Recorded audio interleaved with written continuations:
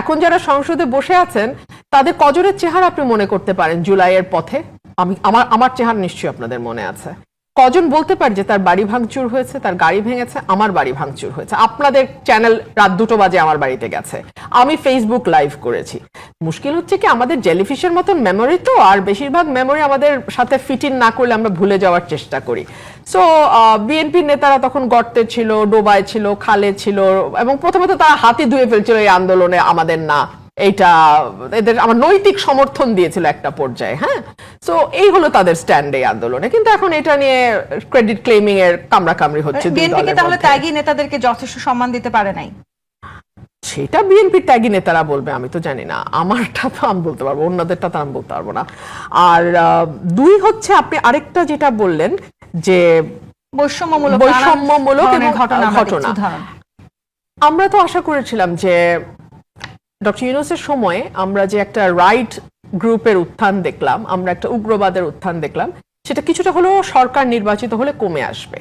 তখন কিন্তু একটা পর একটা মেয়েদের ফুটবল খেলা বন্ধ করা হলো, মঞ্চ নাটক বন্ধ করা হলো, গানের অনুষ্ঠান বন্ধ করা হলো, যাত্রাপালা বন্ধ করা হলো, নাটক বন্ধ করা হলো, সিরিজ অফ ইনসিডেন্টস কিন্তু হয়েছে ডক্টর ইউনূসের সময়। আপনারা যারা রাজনীতি করেন আপনাদেরকেও তো নানান সময় নানান রকমের ট্রলেরও মুখোমুখি হতে হয়। হ্যাঁ হ্যাঁ, মানে অফকোর্স।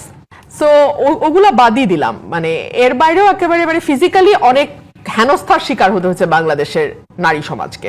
সো সেই জায়গা থেকে আমরা ভেবেছিলাম একটা পরিবর্তন হয়তো আসবে, কিন্তু আমরা দেখলাম ধরুন ব্রাহ্মণবাড়িয়ার বনলতা এক্সপ্রেস, যেটা সরকারের অনুমতি নিয়ে ছাড়পত্র নিয়ে সারা বাংলাদেশে প্রচারিত হলো, সেটার জন্য আমাকে ব্রাহ্মণবাড়িয়ায় প্ল্যাকার্ড নিয়ে পথে নামতে হলো, মানববন্ধন করতে হলো, এবং তারপরের দিন ঠিকই প্রচার হলো। কিন্তু তার আগে আমরা কি দেখলাম, প্রায় 20 গাড়ি পুলিশ পাঠিয়ে এটা বন্ধ করার উদ্যোগ নিল সরকার। তো তার মানে সরকার কাদেরকে পেট্রন করছে, সরকার কাদেরকে সহযোগিতা করছে? সরকার হয়তো সেই সময় মবটাকে সামলাতে চাইছিল, সেই জায়গাটিতেও তো হতে পারে। যদি সরকার 20 গাড়ি পুলিশ দিয়ে এটা প্রচারের ব্যবস্থা করতো তাহলে আমি বুঝতাম যে সরকার তার স্ট্যান্ডে অটল। কিন্তু এটা তো কম্প্রোমাইজিং গভর্নমেন্ট, তারা তো ভয় পেয়ে যাচ্ছে। যে শিক্ষিকার কথা আপনি বললেন, এটা বিচ্ছিন্ন কোনো ঘটনা না। দুদিন আগেই আপনি দেখেছেন জামাতের একজন এমপি, 70 বয়স, 12 বছরের একজন কিশোরী বা মানে শিশুকে নিয়ে, 12-14 বছরের শিশুকে নিয়ে উনি ধরা পড়েছেন। সো ওনাদের আবার একটা সুবিধা আছে, ওনারা যে কোনো কিছুই মুতা বিয়ে, অমুক বিয়ে, তমুক বিয়ে বলে পার পেয়ে যান। সো যেই সমাজে আসলে এই ধরনের নোংরামি একটা স্বাভাবিক বিষয় পরিণত হয়, স্বাভাবিক বলছে এই কারণে যে আইন প্রণেতারা এগুলো নিয়ে ধরা পড়তেছেন। সো এটা তো আসলে তাহলে বলতে হবে যে এটা একেবারে টপ লেভেল পর্যন্ত এটার একটা নর্মালাইজেশনের ঘটনা ঘটছে।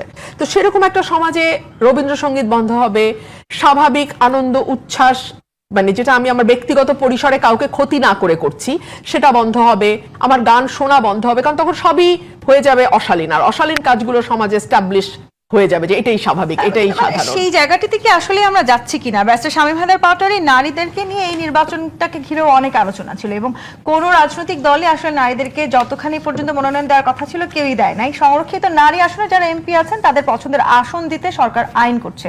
সেটি কি আসলে সত্যিকার অর্থে নারীদেরকে ক্ষমতায়ন করবার জন্য, নাকি নিজেদের দলের নারী যারা এমপি আছেন তাদেরকে ক্ষমতায়নের লক্ষ্যে? তাদের আসন দেওয়ার ক্ষেত্রে দুটো প্রবলেম হবে। ওখানে অলরেডি রেগুলার নির্বাচনে নির্বাচিত এমপিরা আছেন, তাদের সাথে এদের ক্ষমতার অ্যাডজাস্টমেন্ট কিভাবে হবে, এটা একটা প্রবলেম। আর লোকাল গভর্নমেন্টে গিয়ে আমি যেটা দেখেছি, মহিলা ভাইস চেয়ারম্যান এটা উপজেলা পরিষদে থাকে, আর প্রতিটি ইউনিয়নে 3 জন করে মহিলা ওয়ার্ড সভাপতি থাকেন, 3 জন করে থাকেন, প্রতি 3টি ওয়ার্ড মিলে 1 জন করে। তাদেরকে কোনো বরাদ্দ দেওয়া হয় না, যে উপজেলা চেয়ারম্যান তার কাছেই বরাদ্দ যায়, তিনি সেখান থেকে দয়া করে যদি মহিলা ভাইস চেয়ারম্যান কিছু বরাদ্দ দেবেন। তো যেটি মূলত দরকার আমি মনে করি এই মুহূর্তে এমপাওয়ারমেন্টের যে বরাদ্দ, আপনি সরাসরি লোকাল গভর্নমেন্টের নারী নির্বাচিত সদস্য যারা আছেন তাদেরকে মোটা বরাদ্দ দেন, তারা এমপাওয়ারমেন্ট করে ফেলবে।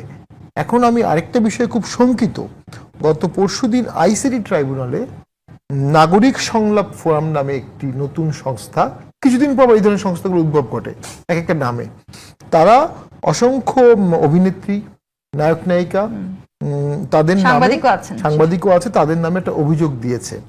এদের মধ্যে 2-4 জন ছিল যারা সেই সময় আন্দোলনে বিটিভি ভবনে ভিজিট করেছিলেন, বাকিরা ওই সময় কোনো ভূমিকা পালন করেনি। বাকিরা বর্তমানে কথা বলছেন, অর্থাৎ বর্তমানে যারা কথা বলছেন ভোকাল, বাক স্বাধীনতার পক্ষে, কালচারাল রেভলিউশনের পক্ষে, তাদের মুখ বন্ধ করার জন্য আইসিটি ট্রাইব্যুনালে অভিযোগ করা হলো। কিন্তু এখন তো আপনি কথা বলতে পারছেন, ব্যারিস্টার শামীম পাটোয়ারি, ব্যারিস্টার রুমিন ফারহানা সংসদে দাঁড়িয়েও তো সমালোচনা করতে পারছেন।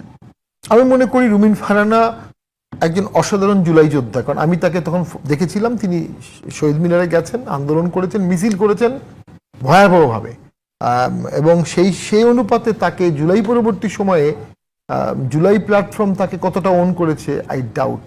তাকে আরো বেশি ওন করা উচিত ছিল, এবং উনি স্বীকার করবে কিনা আমি জানি না। আমি মনে করি উনি আগেও পার্লামেন্টে ছিলেন, এখনো আছেন। আগের থেকে ওনার পার্লামেন্টে কথা বলার পথ সংকুচিত হয়েছে, অনেক বেশি সংকুচিত হয়েছে, অনেক বেশি সংকুচিত হয়েছে, এবং সেখানে আমি মনে করি হয়তো জামাতও তাকে স্পেস দিচ্ছে না, যেহেতু উনি অপোজিশনে আছেন। তো সেটি ওনার মতো পলিটিক্যালি সমৃদ্ধ এবং কনস্টিটিউশনালি সমৃদ্ধ। এই কথা সূত্র ধরে আমি একটু ব্যারিস্টার রুমিন ফারহানার কাছে ছোট করে একটু আসতে চাই। ব্যারিস্টার রুমিন ফারহানা, আপনি তো আসলে জনপ্রতিনিধি নির্বাচিত হয়েছেন নিজের যোগ্যতায়, যেটি বলছিলেন ব্যারিস্টার শামীম পাটোয়ারি, আপনি এখন হয়তো আপনার পার্লামেন্টে দাঁড়িয়ে কথা বলাটা আরো সংকুচিত হয়েছে। অন্য কোনো রাজনৈতিক দল আসলে আপনাকে কাছে টানার চেষ্টা করেছে কিনা? যদি আপনি সেই রাজনৈতিক দলের সাথে যুক্ত হতেন, আপনার কথা বলার জায়গাটি আরো বাড়ত বলে মনে করেন কিনা? মনে করি এবং শুধুমাত্র আমি আরেকটা ইন্টারভিউতে বলেছিলাম যে কেবলমাত্র সময় একটু বেশি পাবো বা শুধুমাত্র কথা একটু বেশি বলবো, কিংবা আমার পলিটিক্সটা আর একটু ইজি হবে, লোকালিও একটু ইজি হবে, কারণ সংগঠনের সঙ্গে থাকলে তো ইজি হয় লোকাল পলিটিক্স। সেই জন্য তো আসলে আমি কোনো দলে যাব না। আমার চিন্তার সঙ্গে, আমার আদর্শের সঙ্গে, আমার কাজের সঙ্গে, আমার পরিকল্পনার সঙ্গে তো সেই দলের এই বিষয়গুলোতে মিলতে হবে। হ্যাঁ, সো সেইটা যদি না মেলে সেই জায়গায় তো আর যাওয়ার প্রশ্ন উঠে না। আর সেই সূত্র ধরে একটা কথা আমি বলি, আসলে 15 বছর যে লড়াইটা আমরা করেছি, আমি করেছি, অসংখ্য মানুষ করেছে বিভিন্ন জায়গা থেকে, এই লড়াইটা আসলে একটা বেটার বাংলাদেশের জন্য। কিন্তু জুলাই পরবর্তী সময় আমরা দেখলাম মুখ পরিবর্তন হয়ে গেছে, কিন্তু অবস্থার কোনো পরিবর্তন হয় নাই। রাদার, আমি আজকে আপনাকে একটা ঘটনা বলি। আজকে আমি কোর্টে, আমার রুমে একজন ভদ্রমহিলা এসছেন, অত্যন্ত সম্ভ্রান্ত মহিলা, ওনার স্বামী কলেজ শিক্ষক ছিলেন, ঢাকা 18-তে ওনার বাড়ি। উনি চাঁদা চাচ্ছে লোকাল বিএনপি, ওখানে 60 লক্ষ টাকা ওনার জায়গাটা নিয়ে নিতে চাচ্ছে, 1.5 কোটি টাকার জায়গা।